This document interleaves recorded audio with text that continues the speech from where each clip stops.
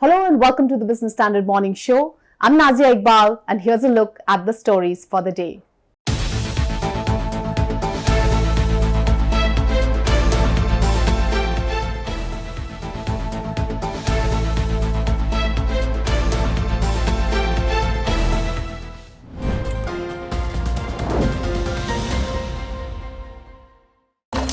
इस बार मनाली चलते हैं। नहीं Goa. We Indians disagree on everything, but we agree. SBI is the banker to every Indian. SBI से tractor loan लिया, बाजी ये 100% सही किया। SBI is the banker to every Indian. Online food delivery platform Zomato is set to take over Blinkit, which had pioneered the 10-minute grocery delivery as Grofers. And it looks like a win-win deal for both. It marks Zomato's foray into e-grocery space, where its rival Swiggy is already there. And the pact will also give a leg up to Blinkit, which is struggling to raise funds and has shuttered over 50 warehouses recently and laid off hundreds of employees. Our next report tells more about this proposed merger.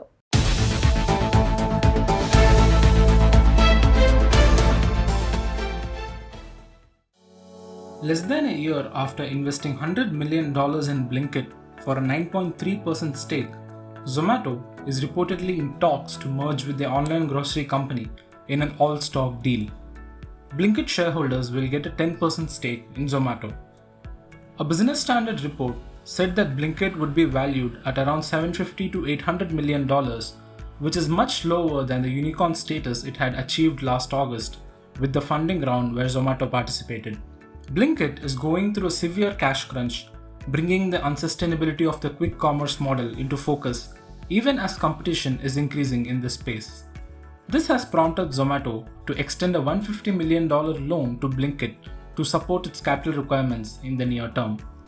The loan amount is in line with Zomato's stated intent of investing up to $400 million in quick commerce in India over the next 2 years. Formerly called Grofers, the startup rebranded into Blinkit in December as it pivoted to 10-minute grocery delivery, entering the quick commerce segment. So, what is behind Zomato's plan to acquire Blinkit? Swiggy has Instamart in-house, and they have gained a lot of traction on this over the last few quarters. Zomato was wanting to have something like this, and this industry in itself, which is quick commerce, is expected to reach $5 billion over the next 2 to 3 years. Plus, we have also seen the companies like Dunzo, which is backed by Reliance, and Zepto taking a part of the market share in the quick commerce. Plus, we have also seen Zomato wanting to experiment with 10 minutes food delivery in order to go ahead in the game. Blinkit also has access to a lot of rider base and sourcing for grocery. And Zomato believes that grocery is going to be a big source for revenue generation over the next few years. So this gives in that synergy to Zomato to be able to first deliver food and get more riders, get access to sourcing for grocery. So we also this also gives Zomato access to pump in additional funds to Blinkit, which was difficult considering current market situation and high cash burn and churn in employment that Blinkit is going through. They have done a lot of cash burn by getting into the space, by trying to experiment with 10 minutes delivery. Zomato, in order to keep this ambition alive, wanted to get access to be able to put in extra money into Blinkit. Zomato has become a strategic investor in the hyperlocal e-commerce segment and has picked up stakes in smaller startups. While Zomato says its core food-related businesses that include food delivery, dining out and B2B supplies unit Hyperpure will remain its key focus, it wants to invest in building the ecosystem around the food delivery business so that the cost of running a better food delivery business goes down with time. In the past year, it has made cash investments worth $225 million in Blinkit, Shiprocket and MagicPin towards its objective of building out quick e-commerce in India. However, Zomato is still a loss-making company. While its average order value has increased over the last 3 years to ₹400, in Zomato's own words, the food delivery business is only showing early signs of maturity. Its contribution margin as a percentage of the gross order value is 1.1%, although this is an improvement from -15% in 2019. Zomato estimates that a 5% contribution margin in its food delivery business at the current scale can ensure break-even at the EBITDA level. Moreover, Zomato will continue to fund the growth in its core food businesses till they become profitable. One is that existing shareholders face a dilution of around 10% in the existing shareholding. And plus, there's a huge difference between a listed company which has a mix of retail and institutional investors, plus versus a expectation of a PE-backed startup, which has an exit period of 5 to 7 years for the PE. So we will witness prolonged volatility in the stock of Zomato going forward, as the growth will be uncertain, the competition will intensify, and cash burn will be inevitable for the company in the short run. There will be further commitments from Zomato into these type of startups to be there in the game, as we have seen the competition intensifying and moving towards quick commerce. We'll see more commitments from Zomato coming towards startups, and most of these startups are loss making. The growth coming from these startups because of the competition will be uncertain, and this will ensure a lot of volatility for the existing shareholders of Zomato. Zomato has previously said it stands ready to infuse additional capital into the hyperlocal e-commerce companies in which it has taken minority interest and consolidated stake, leading to a potential merger in the future. However, the quick time frame between Zomato's first investment in Blinkit and the potential merger has raised eyebrows. This could also mark the beginning of the consolidation in India's ultra-fast grocery delivery space.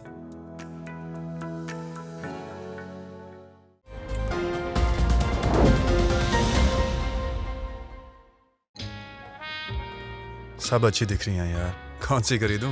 ये तो वही बात हुई, 4000 shares listed है, कौन सा लूं? वो तो सबसे आसान है। तुझे 5 पैसा नहीं पता? अब तो सबको पता है। 5 पैसा पर है 4000 स्टॉक्स की रिसर्च, टेक्निकल टूल्स और इन्वेस्टमेंट आइडियाज। डाउनलोड 5 पैसा नाउ। अब तो सबको पता है, investing made easy and rewarding with 5 paisa. Investments in securities market are subject to market risks. Read all the related documents carefully before investing.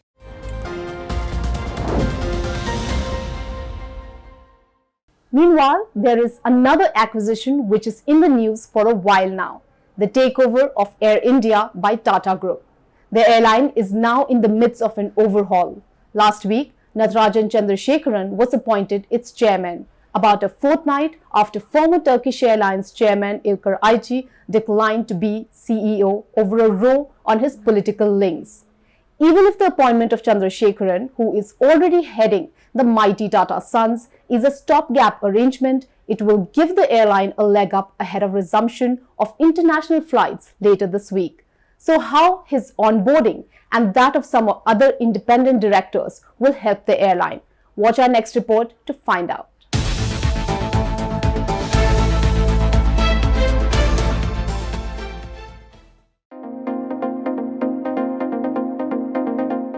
The transition was smooth, and the mood reflected in the visuals too, when a beaming and relaxed Tata Sons chairman Natarajan Chandrasekaran met Prime Minister Narendra Modi in a glossy green lawn just before the takeover. Sitting on antique cane chairs across a round glass table on the bright winter afternoon of 27th January, both the leaders are likely to have discussed the future of the airline. Everything went according to the plans, barring a small departure. Tata's love for expatriate CEOs, which is almost as old as the group itself, gave it a little trouble this time.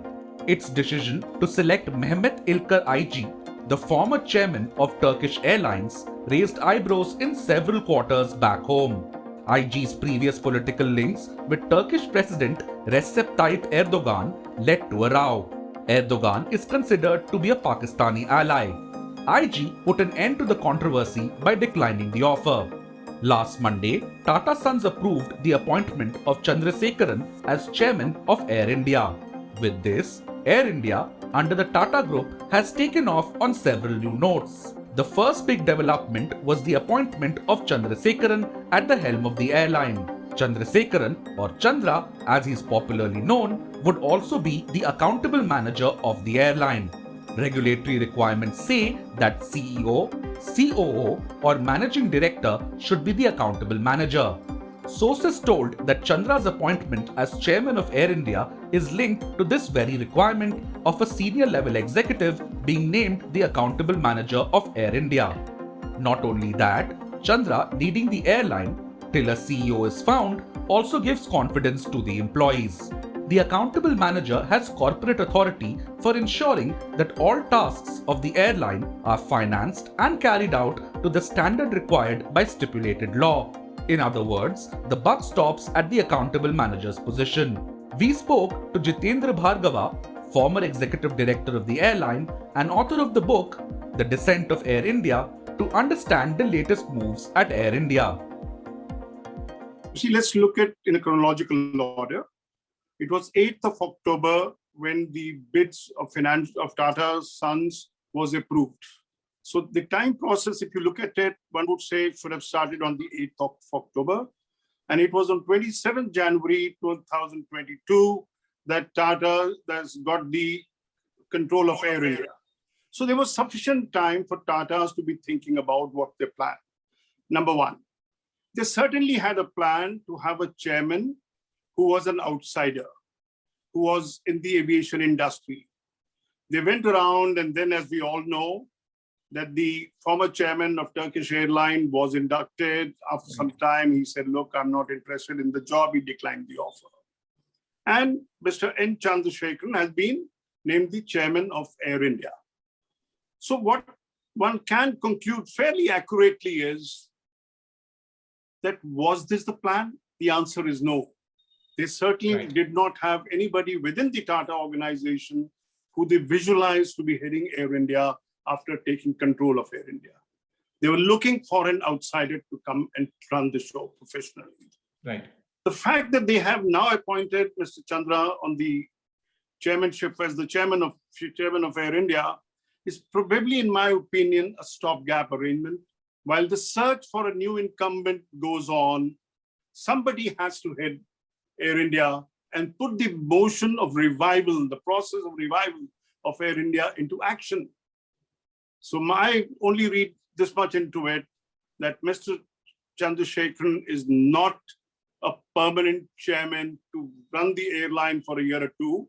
And let's not also forget, he's got far too many companies under his control. So you need a total restructuring of the management team, which unfortunately, again, has not happened. So that is why I've been saying this repeatedly. The time between 8th October 2021 and 27th January 2022 was key, that they should have identified the personnel who will take over the functions. And then you would have noticed that bang on 27th of January or 28th of January, Air India was on a revival mission. Now you can't do these cosmetic changes of meals or asking the cabin crew to not go to duty-free shop, come on there, etc. What you need to do are taking hard decisions. Even as the hunt for Air India's CEO is on, Chandra has his hands full. International travel is resuming from 27th March, which means that Air India will again face stiff competition from foreign airlines on the international front, something which it was insulated against for the past 2 years under air bubble arrangements. While Air India firms up its much-needed strategic turnaround plans, the new composition of the airline's board is a sign of things to come. This is how it looks now. While Chandrasekaran is the chairman, Sanjeev Mehta, CMD of FMCG giant Hindustan Unilever, and Alice Vaidyan, former chairman and managing director of General Insurance Corporation of India, have been inducted as non-executive independent directors. Air India's 4 functional directors, finance, commercial, operational, and human resource, have also been retained as of now. There have been efforts to give the Air India board a corporate makeover earlier too, but the recent changes may give wings to the airline like never before.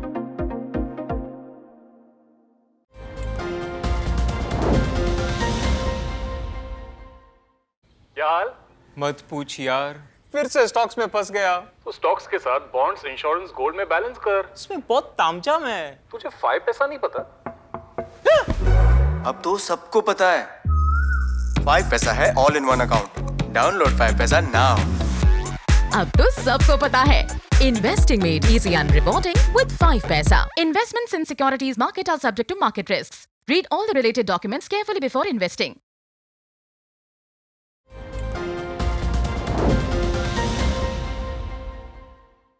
After the skies, let us see what is happening on Dalal Street.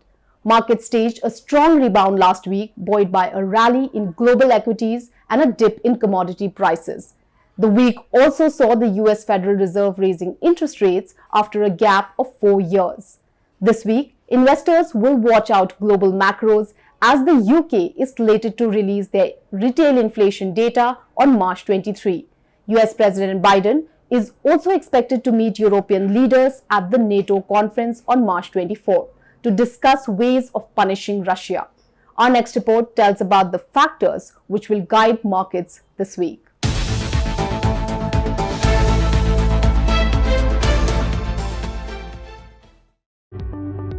As global central banks turn hawkish, penciling in a series of rate hikes throughout this year, will Indian markets succumb or tide through the incoming wave of rate hikes? Most analysts expect the global markets to remain choppy over the next few months as they react to the fallout of the ongoing geopolitical crisis. Indian markets too will be no different. Let's listen in to Deepak Jasani, Head of Retail Research at HDFC Securities, on whether a bull run will sustain in the long haul. This was basically sell on expectation and buy on news. So once the trigger is out of the way, people who were not buying so far have come to buy. But whether this will sustain for more than a week or 10 days, I'm not so sure, because there are a lot of headwinds in the market, globally, locally, macro-wise, micro-wise, there are a lot of headwinds. So we may rise a little more, but how much more and for how long, it is difficult to say, and it is unlikely to rise beyond a few days from now. The markets are already discounting the possibility of this war coming to an end, or maybe not escalating from now. So in that sense, whatever good news comes in that direction, market will get a little excited, not very excited, because it is largely factored in. That said, a series of global events are lined up this week that the markets will keep a tab on for a short-term trajectory. UK will release their Consumer Price Index and Producer Price Index numbers for February on March 23 after inflation stoked to a 30-year high. That apart, Eurozone will roll out the consumer confidence data for February on March 23. Later in the week, US President is slated to meet European leaders at an extraordinary NATO summit in Brussels on March 24. Biden will also join the European Council summit, where efforts to impose economic sanctions on Russia are underway. The US as well as Eurozone is expected to release services PMI and manufacturing PMI data on March 24. The economic data will be a key variable for investors to track any sublime in inflationary pressures. By end of the week, UK will roll out retail sales numbers for February on March 25. So, what should investors expect back home? Will markets continue to see a smart rally, or is a pullback likely? Here is Business Standard's Abdul Bakar on what the tech charts indicate for this week. Both the benchmark indices, BSE Sensex and Nifty 50, reclaimed 200-day moving average on Thursday, while considering global clues as well as the interest rate hike done by Federal Reserve, which also gave a positive close to US market. During the day, Sensex and Nifty was seen hovering around 50 days moving average on Thursday. Now the hurdles for the Sensex comes at 58,300 and for Nifty it is at 17,380 levels.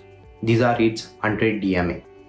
The current trend is very optimistic, and if both the indices take out 100 DMA resistance, Sensex could be seen heading towards 59,800 and Nifty towards 17,800 levels. As far as Nifty Bank is concerned, It is here to take out the resistance of 200 DMA placed at 36,700. Here also the trend looks very optimistic with the support of 33,500 levels. Let's listen to Gaurav Dua of Sharekhan as he spells out trading strategies to adopt this week. Cycle. We believe India is on a cusp of a multi-year upcycle, and play that upcycle, you could have some exposure to the real estate and real estate linked stocks, which are basically some building material stocks. You can also look at some corporate sector focused private banks and State Bank of India among the public sector banks. We are also positive on consumer discretionary stocks, because as the economy opens up and there is a growth in the economy, there will be a higher spending on the discretionary items. And we are also positive on certain select industrial and engineering companies. We believe that the world is in a stage where India has a potential to increase its share of exports. We see exports as one space which will give a lot of interesting investment opportunities.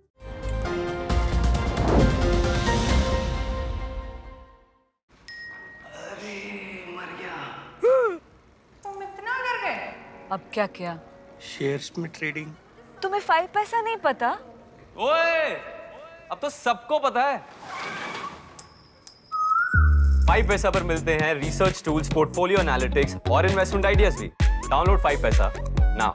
अब तो सबको पता है, investing made easy and reporting with 5 paisa. Investments in securities market are subject to market risks. Read all the related documents carefully before investing.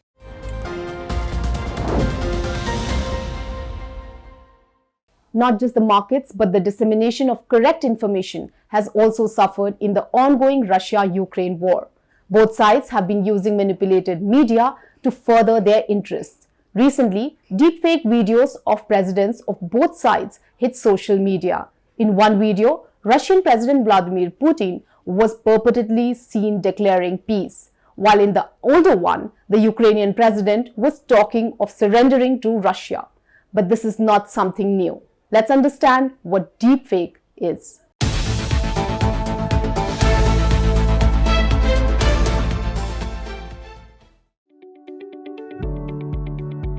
Consider this. You receive a call from a colleague to transfer a big sum for an apparently legitimate purpose. The voice on the other side is a person you know well. What would you do? To transfer the amount can be a big mistake, because it can be an AI-assisted deep voice attack. And it's not all fiction. Something similar happened in 2020 when a Hong Kong-based banker received a call from the director of his company to transfer $35 million for an acquisition. It was a computer simulation of the director's voice he was talking to. The elaborate fraud came with fake emails to verify the purchase. In a world of growing cybersecurity threats, deepfakes are possibly the most dangerous yet fascinating among the lot. It is a portmanteau of deep learning and fake. With the technology, one can create realistic videos of, say, a celebrity or even a friend doing and saying things they have not done or said. That's why it's not surprising to find Vladimir Putin appearing on your screen to declare peace and Volodymyr Zelensky telling his people to surrender. The deepfakes are taken down, but they reveal the role of misinformation in the ongoing Russia-Ukraine crisis. Unconvincing fakes of Putin and Zelensky was ridiculed by many, but often the realistic nature of such content makes it hard to fact-check. This makes synthetic media a powerful tool that can be weaponized for malicious purposes. Individuals have unique faces, voices, figures, expressions, speech patterns, and movements. Taking all that into consideration, AI can analyze video footage of an individual to extrapolate how they would speak or do something. In general, deepfake programs use generative adversarial networks that have two algorithms. While one forges deepfakes, the other identifies flaws in the forgery, which are corrected subsequently. The technology has disrupted politics, mocked TV shows, targeted influential people, generated blackmail materials, created internet memes and satires, thereby making way to mainstream consciousness. And this has also inspired researchers around the world to develop technologies to detect deepfakes. For instance, Microsoft has announced technologies that can detect manipulated content and assure people that the media they are viewing is authentic. And it's not limited to videos only. With sinister audio deepfakes, you can't believe your ears either. However, this emerging domain can have applications in computer game designs, medical applications, and more. इसको 30 degrees कर देते हैं। अरे नहीं यार 45 degree सही है। We Indians disagree on everything, but we agree. SBI is the banker to every Indian. SBI का video KYC savings account. Finally I agree. SBI is the banker to every Indian. In 2020, the Bharatiya Janata Party used deepfake during the Delhi Assembly elections campaign. That was the first instant in which synthetic media was formally employed in a political campaign in India. Well, that's all we have for you today. We will be back with more news and analysis in our next episode. Stay tuned. Thank you for watching.